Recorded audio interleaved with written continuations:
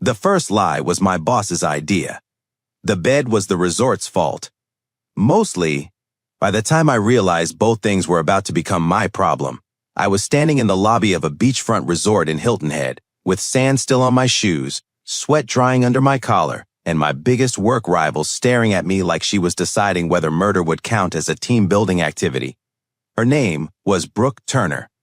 And for the last 2 years, she had been the sharpest, most irritating, most impossible woman in my professional life.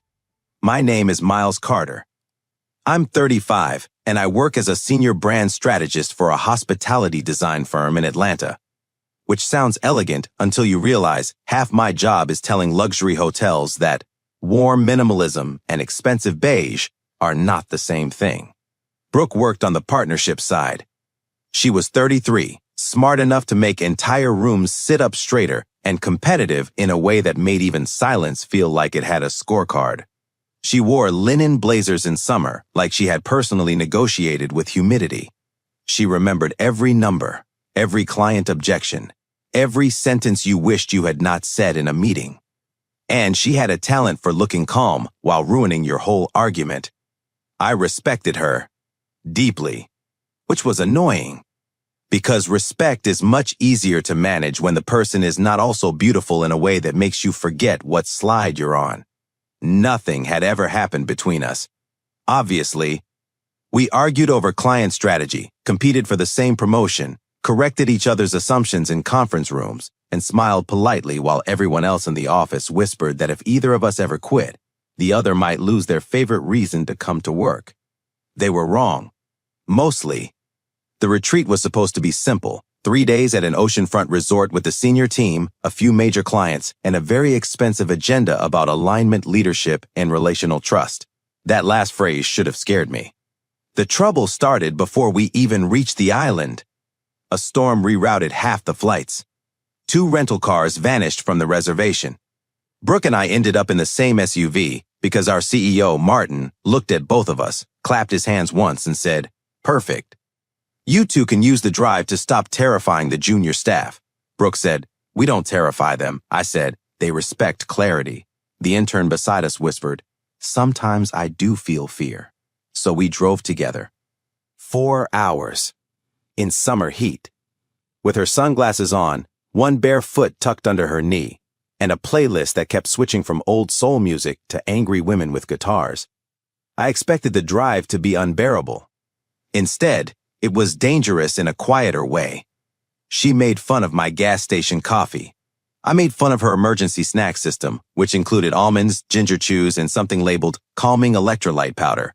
She said, "You mock it now, but when you collapse emotionally in hour 3, don't come crawling to me." I said I collapsed privately. She looked at me over her sunglasses. That is exactly what worries people. That should not have stayed with me. It did.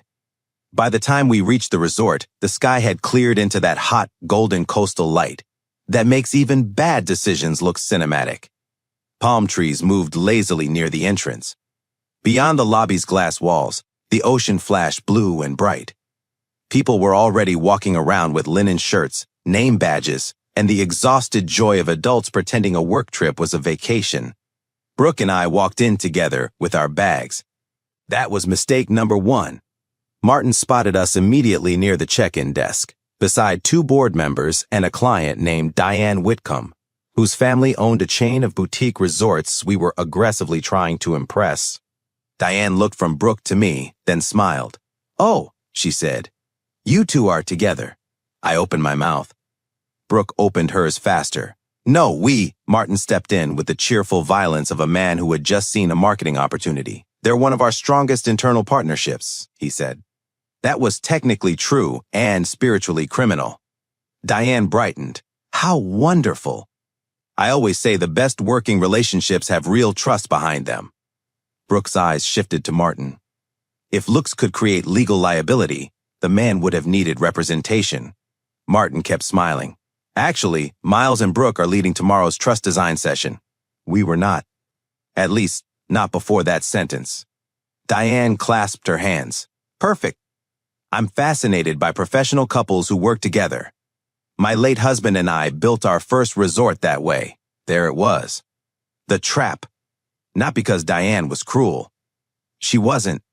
She was warm, old money observant, and clearly sentimental about the idea of love and business mixing beautifully. The problem was that her company was deciding whether to hand us a contract big enough to reshape the next year of our firm. And Martin had the look of a man silently screaming, "Do not correct the rich woman." Brooke's smile appeared.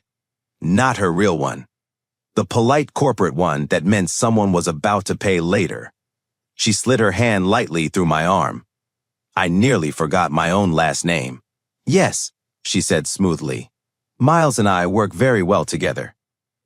I looked at her. She squeezed my arm just hard enough to threaten bone. So I smiled too. "When we're not disagreeing for sport," Diane laughed. "That sounds like marriage," Brooke said. "So I've heard." I swear the air changed around us. It lasted maybe 20 seconds, but it was enough. Diane was delighted. Martin was relieved. Brooke was plotting, and I was suddenly part of a fake relationship with the one woman in the company who could ruin me professionally and emotionally, depending on the lighting. Then the front desk clerk handed us the second problem.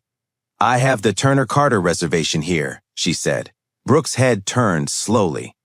I looked at the clerk. "The what?" She smiled. "One ocean view suite. King bed." Silence. The kind that arrives fully dressed. Brooke let go of my arm.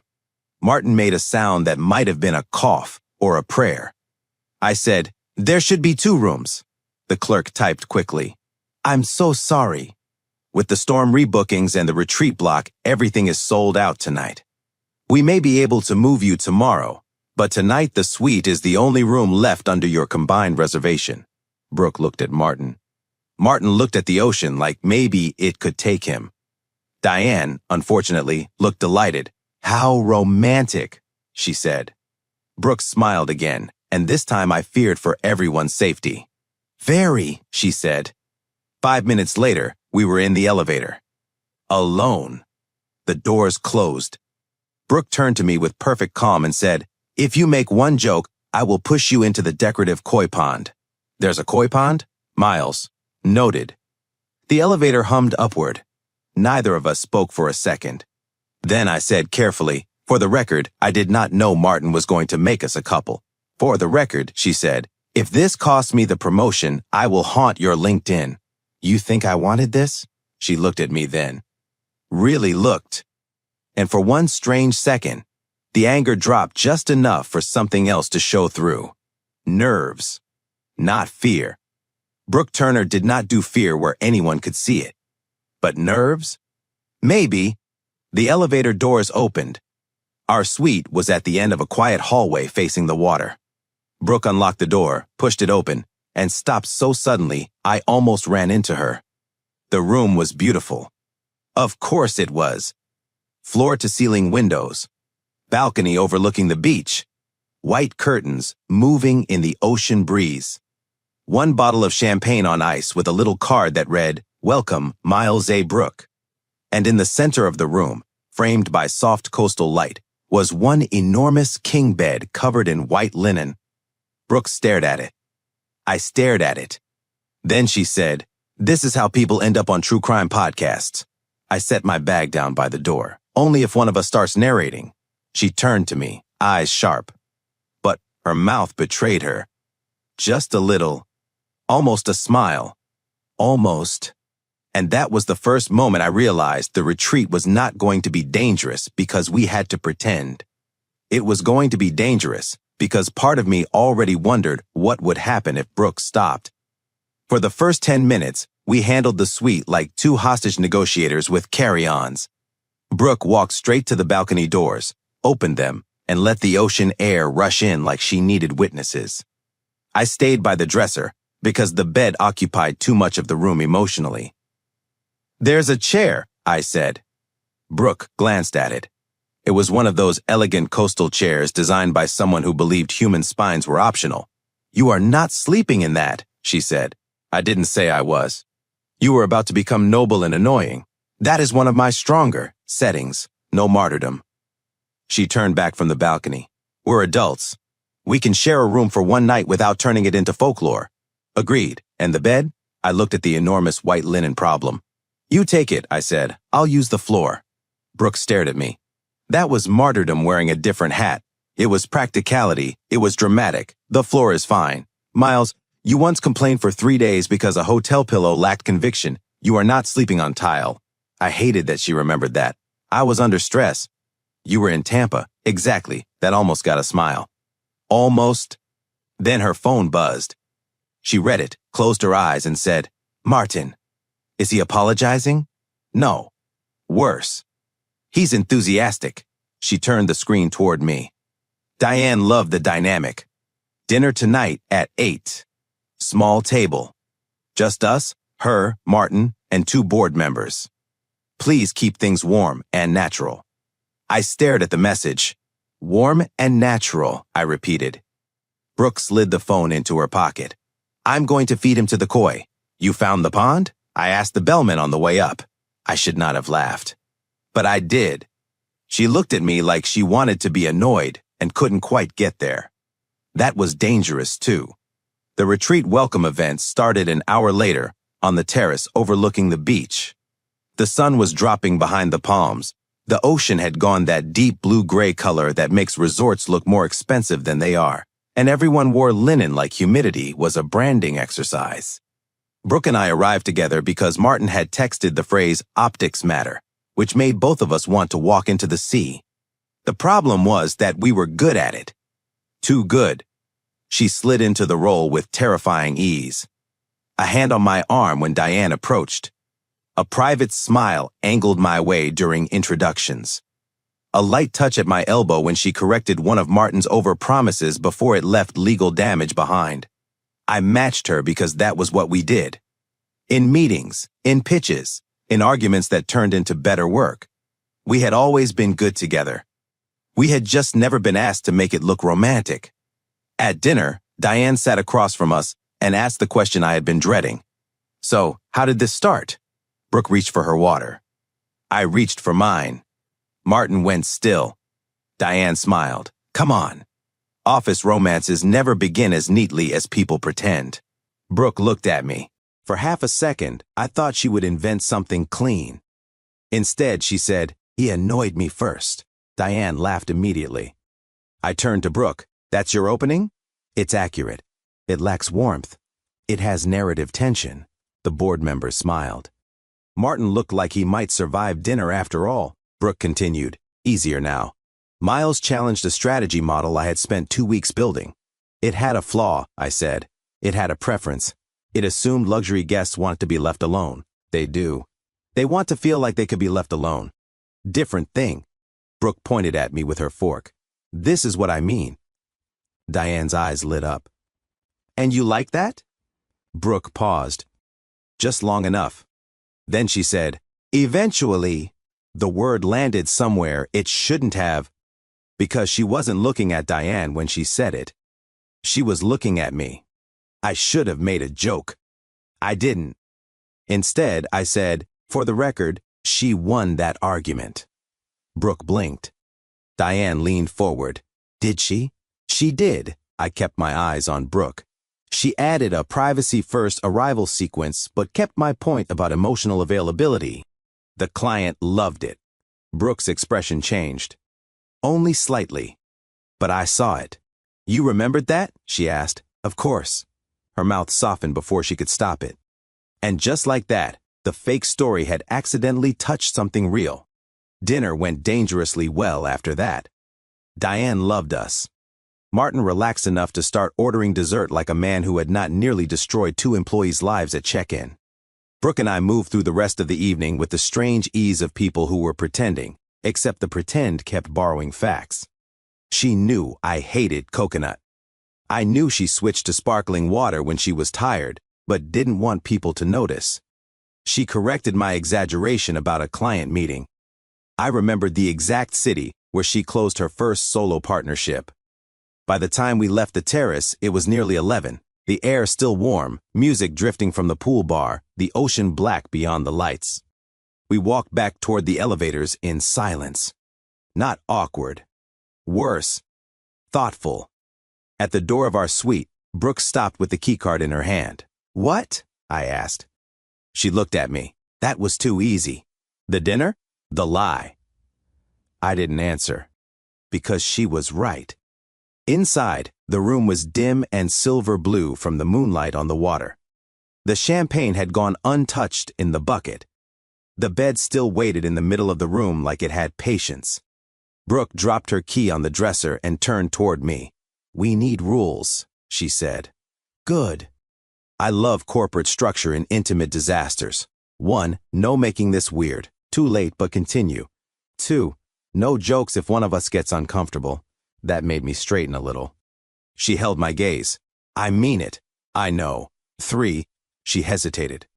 Brooke Turner hesitated. That alone changed the room. 3? I asked. Her voice came out quieter. "No pretending tonight didn't feel strange." I looked at her. The balcony curtains moved in the ocean breeze. Somewhere outside, people laughed near the pool. Inside, there was only Brooke, me, and all the things we had been calling rivalry because it was safer than naming anything else. "Strange how?" I asked. She gave me the kind of look she usually saved for weak pitch decks. Then she said, "Don't make me be the only honest one in the room, Miles." And for once, I had no clever answer ready. I looked at Brooke and realized the worst part was that I knew exactly what she meant. The dinner had felt strange because it had not felt like acting the whole time. It had started that way, sure. The arm touch, the practiced glances, the softened voices whenever Diane looked too interested. All of that was performance. But the rest? The memory of her first major partnership deal. The coconut thing. The way she looked at me when I admitted she had been right in front of clients. That was not fake. That was history we had been filing under professional rivalry because neither of us had a safer drawer for it. So I said, "Fine." Brooke folded her arms. "Fine? You want honesty?" "Fine." I set my jacket over the back of the chair and looked at her properly. "Tonight was strange because pretending to like you was much easier than it should have been." She went still. I almost wished I had made the joke instead. Almost. Then she said, "That sounded painful." It was. Good. I stared at her. She shrugged, but there was no real arrogance in it. "If I'm suffering, you should at least participate." There she was. That helped. A little. I sat on the edge of the ridiculous resort chair, not the bed, because I was still trying to give the room some kind of moral geography. Brooke moved to the balcony instead. The glass door slid open, and humid ocean air rolled in. Moonlight painted the water in broken silver. The beach below was mostly empty now, except for a few scattered guests walking barefoot near the tide line. She stepped outside. I followed after a second. Not too close. Close enough. For a while, neither of us spoke. Then Brooke said, "Do you know why I compete with you so hard? That feels like a dangerous question." "It is." I leaned one elbow on the balcony rail. "Because I'm brilliant and insufferable?" "Half right. Generous." Her mouth almost curved. Then she looked down at the beach and said, "Because when I joined the firm, every room already liked you." That surprised me. "What?" "Not liked you socially. I mean, professionally. You had history. Trust. People knew how to read you. When you disagreed, they assumed there was a reason." She glanced at me. "When I disagreed, they assumed I was being difficult until I proved otherwise." I didn't answer quickly. Because I could see it once she said it. Not because I had wanted it that way. Because I had benefited from it anyway. Brooke continued, quieter now. "So, yes, I came in sharp. I stayed sharp. I made sure nobody could dismiss me as decorative, emotional, or lucky." "Brooke, no, I know you didn't create that." She looked at me. "But you were the person standing in the spot I wanted. So competing with you gave everyone a reason to take me seriously." The ocean hissed below us. I thought back through 2 years of meetings. Every argument. Every correction. Every time she pushed too hard and I pushed back. I had called it friction. Maybe for her, it had been survival. "I didn't know," I said. "I know. I should have." That made her look at me. Her expression softened, but only slightly, because Brooke did not hand out softness without making sure it had earned a badge. "Maybe," she said, But I also didn't exactly invite understanding. No, you mostly invited war. It was a very productive war. I smiled. This time, she smiled back. Small. Real. The kind of smile she never gave across conference tables. Then my phone buzzed. A message from Martin. Tomorrow's session at 10. Diane specifically asked for the couple dynamic exercise. Lean into it. I showed Brooke. She stared at the screen. Then she said, I'm going to actually drown him. That feels difficult to expense. I'll call it leadership development. I laughed, but she didn't. Not fully. Because now the lie was no longer just a dinner problem. Tomorrow, in front of clients and the senior team, we were apparently going to become a case study in romantic professional trust. Beautiful. Healthy. Completely survivable. We got ready for bed like two people defusing a bomb with toothbrushes. I changed in the bathroom. She changed while I was gone. When I came out, she was wearing soft shorts and an oversized white retreat t-shirt, hair down around her shoulders, face clean of makeup. I looked away too fast. She noticed. Of course she noticed. Miles. What? That was not subtle. I was respecting privacy. You were respecting panic. Both can be true. She rolled her eyes, but her cheeks had warmed just enough to make me feel less alone in the problem. We built a pillow barrier down the middle of the king bed like two adults who had watched too many sitcoms and learned nothing from them. Then we lay down. On opposite sides. Very awake. The ocean moved outside. The air conditioner hummed. The white curtains shifted near the balcony door. After 5 minutes, Brooke said into the dark, "This is ridiculous. The barrier? The fact that the barrier is somehow making it worse." I laughed quietly. I wasn't going to say it. You never say the useful thing first. That is objectively untrue. She turned onto her side, facing me across the pillows. I could barely see her in the low light, just the outline of her face and the shine of her eyes. "Tell me something useful now then." I turned to. Bad idea. Necessary one. "Okay," I said. "Tomorrow, we don't let Martin keep escalating this. We do the session, we keep it professional, and after Diane signs or doesn't sign, we tell him the fake couple act is over." Brooke was quiet for a second. "That is useful," she said. "I have moments. But that's not what I meant." I knew that. I hated that I knew that. So I gave her the other useful thing. "I don't think what happened tonight was only fake." She didn't move. Neither did I. Then she whispered, "Neither do I." That was all. No kiss. No dramatic confession. No crossing the pillow border. Just two rivals lying in a resort bed with an ocean outside and a truth between them neither of us could put back into its old shape. The next morning, everything got worse in daylight. The trust design session was held in a bright conference room overlooking the beach, which felt cruel. Nobody should have to discuss vulnerability while watching paddleboarders live freely in the distance. Diane sat in the front row. Martin stood in the back looking aggressively hopeful. Brooke and I ran the workshop together, and the infuriating thing was, we were good. Too good. She handled the emotional architecture. I handled the brand logic. She challenged me. I refined her point. I set up a framework. She made it human. The room responded because the room could feel it. Not the fake relationship. The real trust under the fake one. Halfway through, Diane raised her hand and said, "What do you do when two strong personalities keep mistaking conflict for incompatibility?"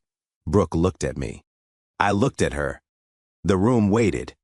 Then Brooke said, "You ask whether the conflict is actually protecting something both people are afraid to name." Silence. Not awkward. Caught.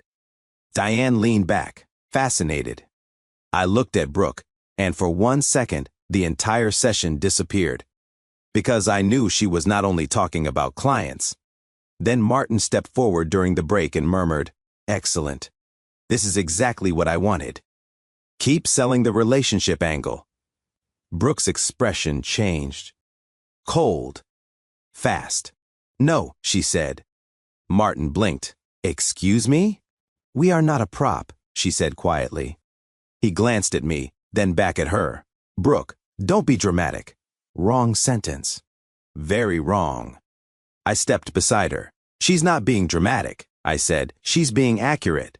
Martin's face tightened. Miles, no. You used a misunderstanding because it served the pitch. We played along because correcting it in front of Diane would have been worse. But you don't get to keep pushing it. Brooke looked at me. Not surprised. Something better. Scene. Behind us, Diane's voice came gently from the doorway.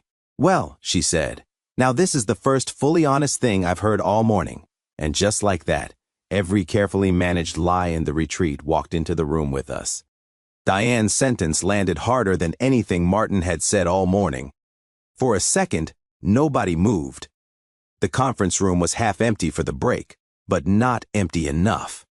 A few senior team members were near the coffee station. 2 client-side managers stood by the windows. Martin looked like a man trying to calculate how much truth could fit inside a professional smile. Diane stepped fully into the room, her expression calm but sharper now. I was beginning to wonder, she said, where the performance ended. Brooke's shoulders went still beside me. I knew that stillness. It was not fear, it was preparation. Martin recovered first. Diane, I apologize if there was any misunderstanding. We were simply trying to maintain the flow of the no, Diane said. One word. Very soft. Very final. Martin stopped. She looked at Brooke, then at me. Were you 2 asked to pretend you were together? Brooke answered before I could. Not directly. Diane's brow lifted. Brooke gave a tight smile, which is corporate for yes. A faint smile touched Diane's mouth. Then her eyes moved to Martin. He tried to laugh. This has gotten a little more dramatic than it needs to be.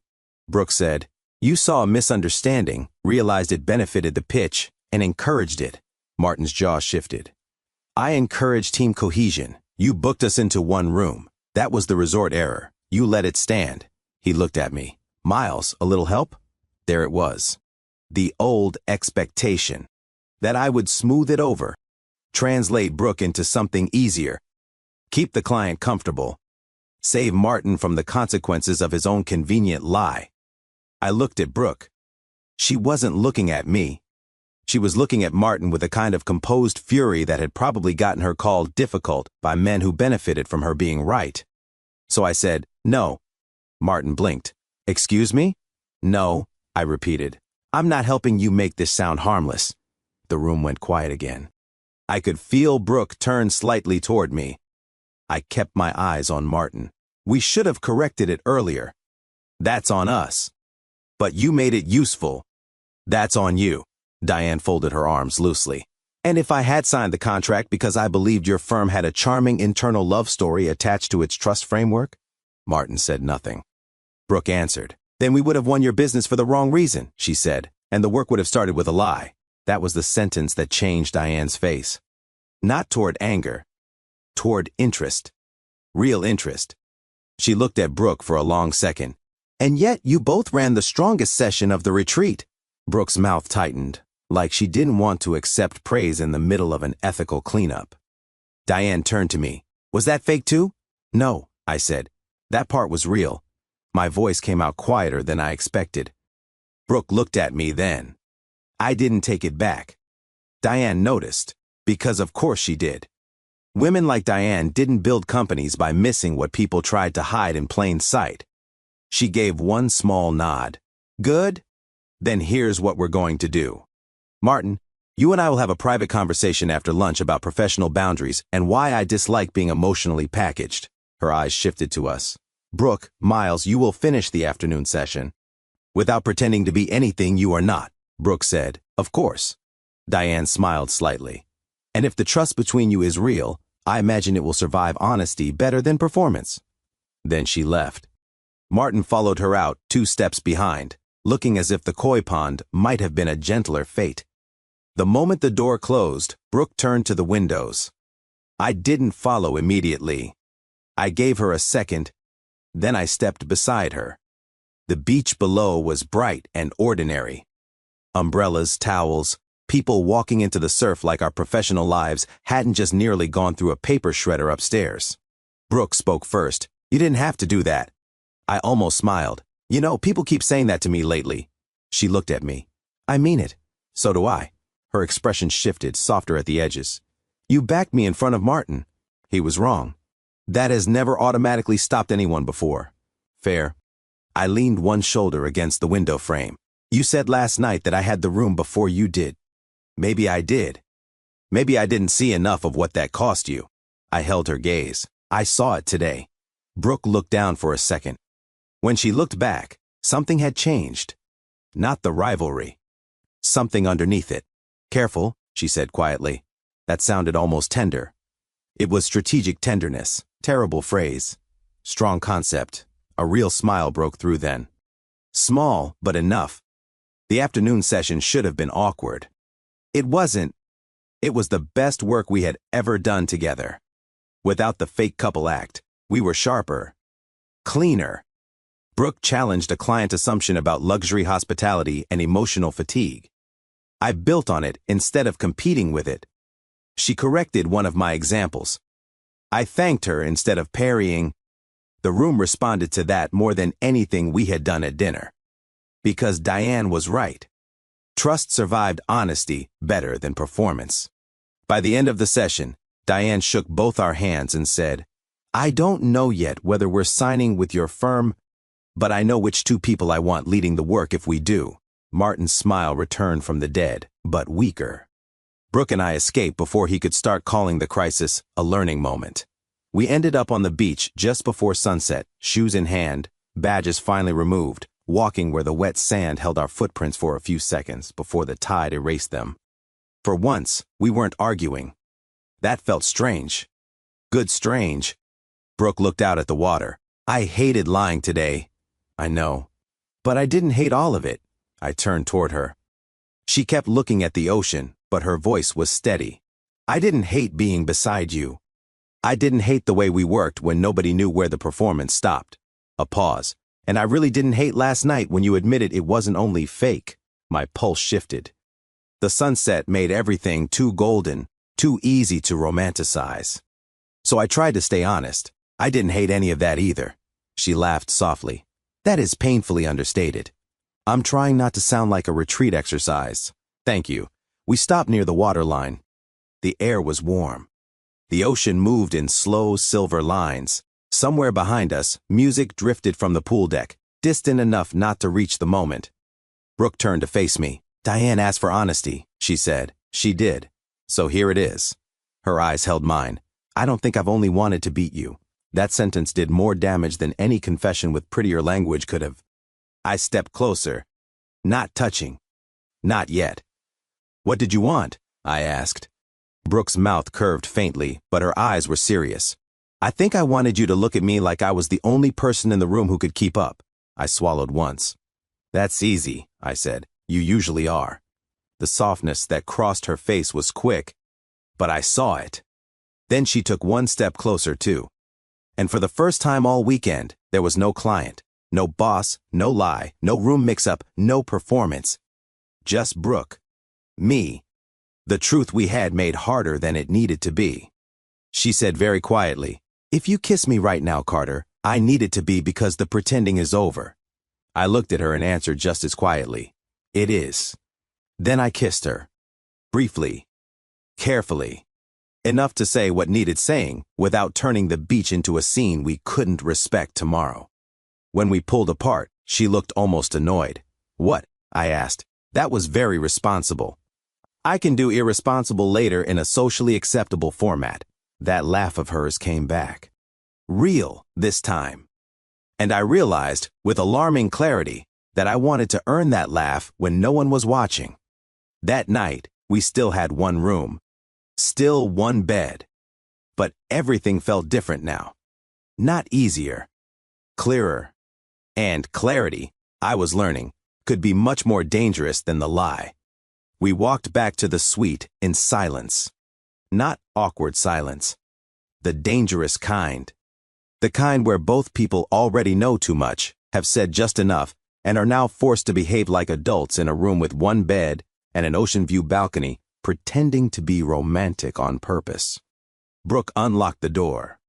The champagne was still sweating in the bucket. The curtains moved in the salt air. Somewhere below, people laughed near the pool like they had no idea two fully grown professionals were upstairs trying not to turn a corporate retreat into evidence. Brooke set her shoes by the dresser and looked at the bed. Then at me. Then she said, "We need new rules. Probably wise. 1. No pretending the kiss didn't happen. Agreed. 2. No using the retreat as an excuse to make reckless decisions. Also agreed. 3. She paused, and that tiny pause did more damage than a speech.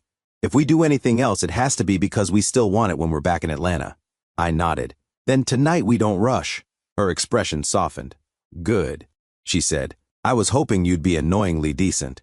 I contain multitudes. Unfortunately, yes. We did share the bed that night, but not the way Martin's worst HR nightmare would have imagined. And before anyone gets too invested in the ocean breeze, the moonlight, and the fact that two rivals had just kissed on a beach, let me save all of us some legal trouble and skip the part where a less responsible narrator would start lowering his voice. Here's what actually mattered. We talked. For hours. The pillow barrier disappeared, not because of some dramatic moment, but because it was absurd to keep a wall of hotel pillows between two people who had already told the truth. Brooke told me about her first year at the firm, how many times she'd rehearsed her points before meetings because she knew one uncertain word would cost her twice as much as it cost me. I told her about the pressure of being the reliable one so long that reliability had started to feel like a trap. At some point, around 2 in the morning, she fell asleep facing me with one hand tucked under her cheek. I stayed awake a little longer than I should have. Not because I was tempted to ruin anything. Because for the first time all weekend, the quiet didn't feel like performance. It felt peaceful. The next morning, Brooke woke up first. I know because I opened my eyes and found her looking at me with a face that was softer than anything she had ever allowed in a conference room. "What?" I asked, voice rough. She blinked like I had caught her stealing. "Nothing. That was not nothing." She sighed. "I was just thinking. Dangerous. That you look less irritating when you're asleep." I smiled. "Romance is alive." She laughed softly, then went quiet again. Outside, the sun was already bright over the water. The whole room looked different in daylight. Less dramatic. More honest. Brooke sat up, pulling the sheet around herself over her retreat t-shirt. "We still have to go downstairs." "We do. And Martin is still going to be Martin, unfortunately. And Diane may still decide not to sign." "She might." Brooke looked at me. "And us?" That was the real question. I sat up too. "Us," I said, "starts with breakfast. Then the closing session. Then when we get back to Atlanta, I take you to dinner without a client, without Martin, without a fake relationship, and without a room assignment doing emotional labor for us." Her mouth curved. "You've thought about this." I had 8 hours and a lot of ocean noise. "That sounds like strategy." "It is. I like strategy." "I know," she smiled then. Not a retreat smile. Not a client smile. Brooke's real smile. The one I was starting to suspect I'd been trying to earn for 2 years by pretending I only wanted to beat her. Downstairs, Martin tried once to pull us aside before breakfast. Brooke looked at him and said, "No, just that one word." I nearly proposed to her on the spot, which would have been fast even by fake couple standards. Diane signed with our firm 2 weeks later. Not because of the lie. Because of the work. In her final email, she wrote that she wanted the 2 people who stopped performing and became more trustworthy because of it, leading the account. Martin called that a great outcome. Brooke called it accidental accountability. I called it the first time I saw our firm reward the truth after trying very hard to profit from a lie. Back in Atlanta, things moved carefully. Not slowly in the cowardly sense. Carefully in the respectful sense. We told HR before the office grapevine could do what office grapevines do. Martin got a very formal conversation with leadership about boundaries, client ethics, and why employees are not props with badges. Brooke was promoted to Director of Partnerships. I moved into a senior strategy role under a different executive, which meant we could still fight over ideas without making everyone in compliance sweat. And we did fight. Beautifully. Professionally. Sometimes in meetings, Brooke would dismantle one of my assumptions with a sentence so clean it deserved its own stationery. Then, afterward, she'd pass by my desk and murmur, "Still keeping up, Carter?" And I'd say, "Try making it harder, Turner." The junior staff stopped being afraid of us after a while.